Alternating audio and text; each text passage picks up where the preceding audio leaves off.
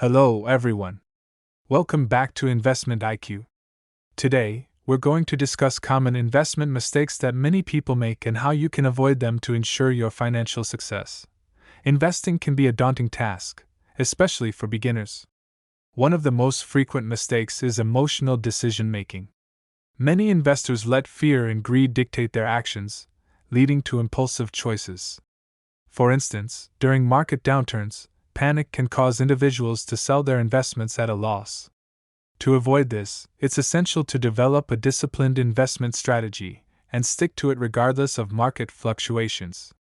Remember, investing is a long-term endeavor, and staying calm during volatility is crucial.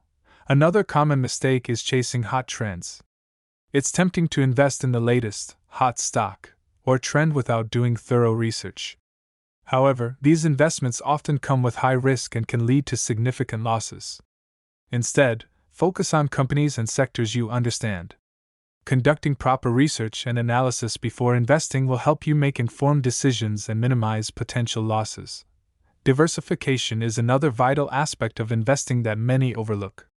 Putting all your money into one asset or sector can expose you to unnecessary risk. Instead, spread your investments across various asset classes, such as stocks, bonds, and real estate.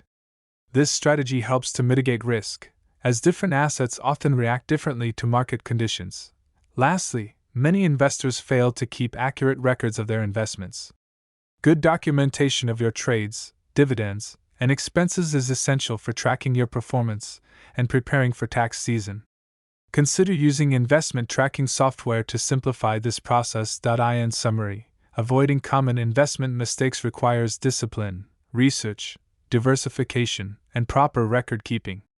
By implementing these strategies, you can enhance your investment journey and work towards achieving your financial goals.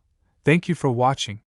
If you found this information helpful, please like and subscribe for more insights on personal finance and investing. See you next time.